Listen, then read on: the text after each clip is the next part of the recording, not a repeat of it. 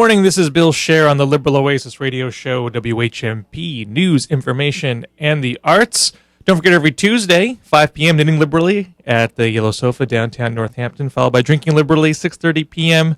at the Paradise City Tavern at the former Del Rey. This week was a week where, much of the presidential campaign has been focused on economic issues because when people are hurting, that's what people tend to focus on. But we had a foreign policy crisis that was thrust into the spotlight in Russia, between Russia and Georgia, their conflagration.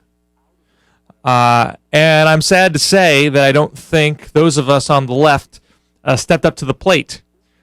We ceded the rhetorical territory to the neocons. They were able to rush in, led by John McCain, and frame the issue in their preferred slanted way to make a case that is a clear-cut issue. Georgia's the good guy, Russia's the bad guy, and that means you should bluster and saber rattle on behalf of the good guy as much as possible, essentially imply that there should be some sort of military confrontation, though never actually saying it because you know that would make you sound insane. But trying to make it impossible to talk about any other alternative diplomatic strategy. Otherwise, you are soft and probably a communist sympathizer, even though, of course, Russia isn't even communist anymore. Totalitarian, perhaps. Authoritarian, certainly. But we need to have a better game plan in place. We need to have a deeper well of foreign policy thought and framing, so when crises happen, we can react quickly. Now, there's plenty of good liberal foreign policy analysts out there. We just don't have a system in place to elevate our better voices quickly to ensure that there are alternative viewpoints aired in the media when these crises happen. And the other thing that goes along with this is often when a crisis strikes and the action shifts towards how blustery can you be, we need to be able to show that there are things that could have been done previously if we had a different foreign policy approach that could have prevented the crises from happening altogether. Because obviously as individual citizens, there's only so much we can do to resolve the matter at hand. Those currently in power have that responsibility. But certainly as you lead up to an election, the argument is what foreign policy vision should be in place to prevent things from that happening in the future. I would point you to Steve Clemens over at the Washington Note, who said, I don't know if you recall, in February, Kosovo, part of the former Yugoslavia, they declared independence. In February, this is also in what Russia sees as its sphere of influence. They're clearly concerned that they don't have as much control over their outlying border regions as they would like. So Steve Clemens said, when Kosovo declared independence and the U.S. and other European states recognized it, thus sidestepping Russia's veto in the UN Security Council, many of us believe that the price for Russian cooperation in other major global problems just went much higher, and that the chance of a clash over Georgia's breakaway border provinces increased dramatically. By pushing Kosovo the way the U.S. did, and by aggravating nationalist sensitivities, Russia could, in reaction, be rationally expected to further integrate and cultivate South Ossetia and Abkhazia under de facto Russian control and pull these provinces that border Russia away from the state of Georgia. Let me stop Steve Clemens here to point out, look, Russia clearly disrespects Georgia's sovereignty by incurring into their country as far as they have. They clearly have some inclination about regime change. It's not clear to me how far they're going to take that inclination. They don't respect the democratic processes of Georgia, such as they are, imperfect as they are.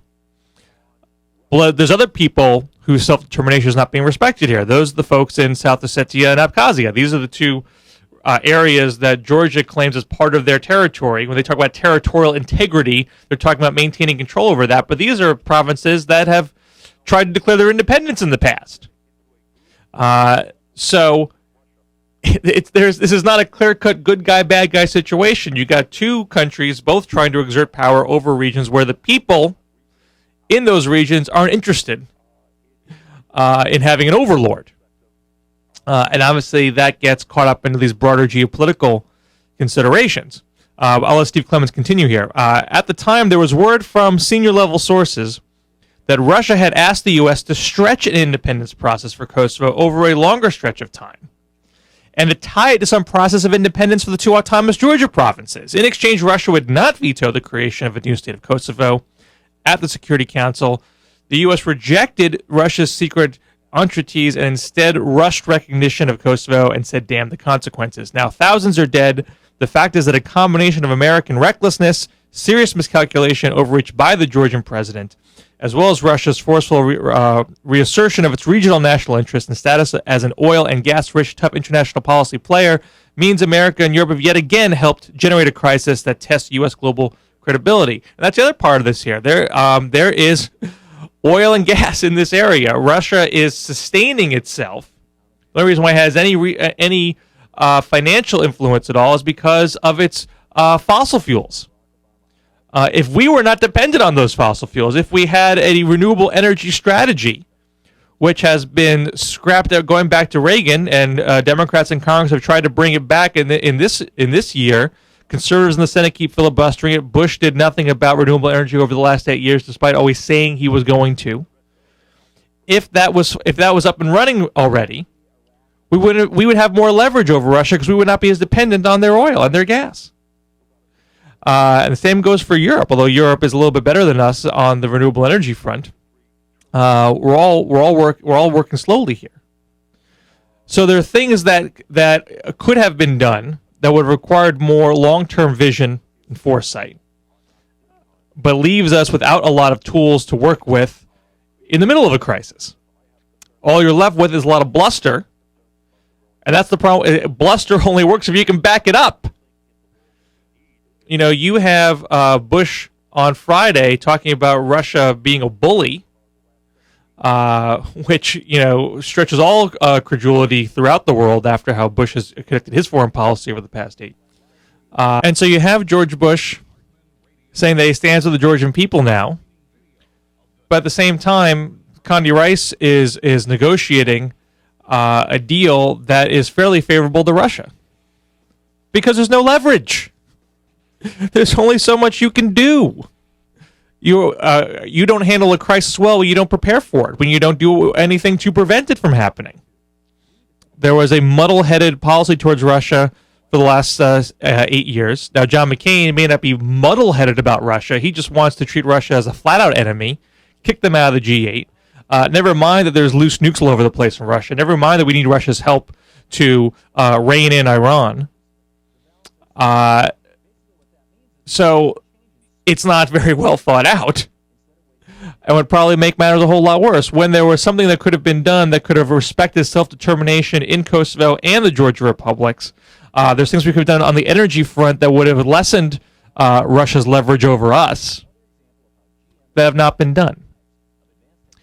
These are things that we could have brought out into the fore if we reacted faster. And I put myself in the blame camp here. I was not blogging up a storm at the onset of this. I don't claim to be an expert in the region, and that's my own failing. We all have parts to play here. If we're going to be successful to reject neoconservative propaganda, frames, misinformation, we have parts to play that we did not play.